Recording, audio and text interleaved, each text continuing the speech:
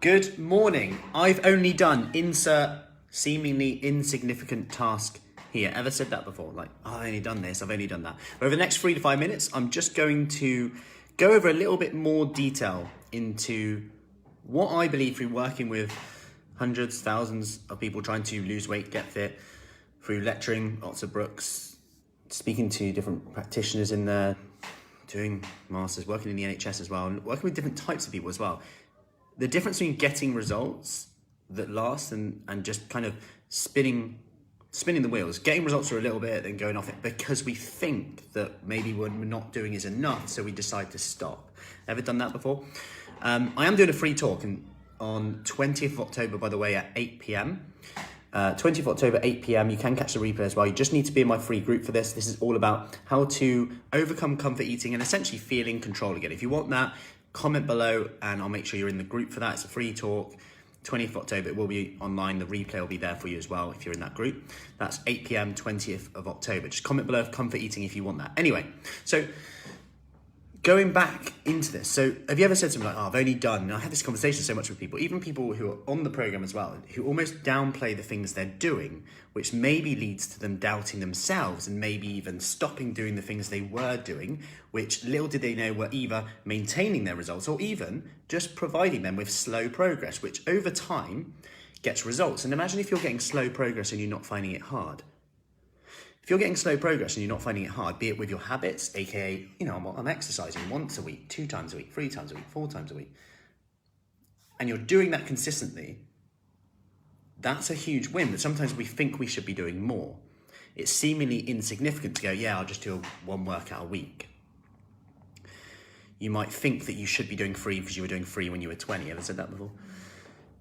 And it's sometimes this that's the difference. I've only done 2 workouts. I've only done protein every meal on these days, whatever the habit is you're trying to find. I've only hit my water target twice. I only managed 3 days without drinking. Whatever the thing is you're trying to do, we all try and do lots of different things.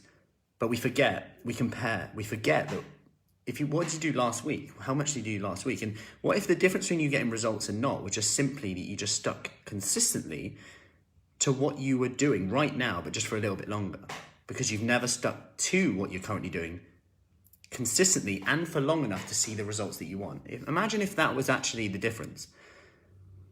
Imagine if we were actually shown what we'd have been like if we'd have just carried on going with the seemingly insignificant stuff that we were doing at the time, where we thought, I'm only exercising twice a week.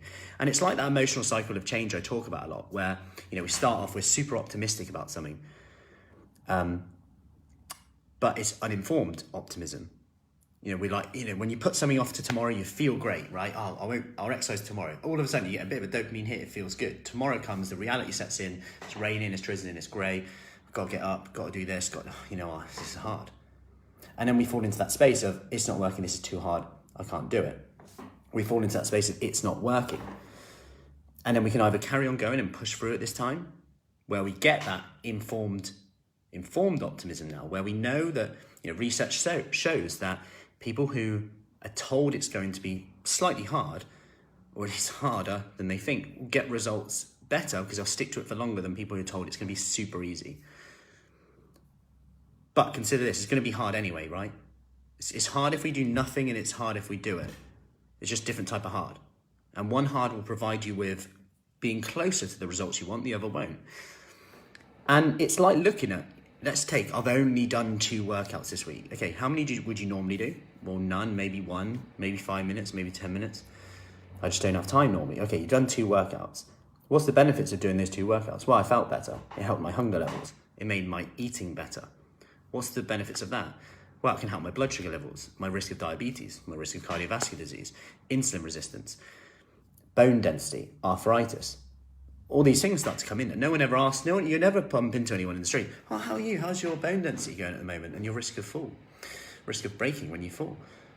No one ever talks about it. It's just all about weight. When actually, what if losing weight, although very anti-inflammatory and good most of the time, what if that was actually a bit of a detriment at certain ways that we do it, in that we stop our exercise as much, or we lower our protein intake to the extent that we are now losing lots of muscles. Obviously, you'd have to do this for a long period of time, but You get my point in this.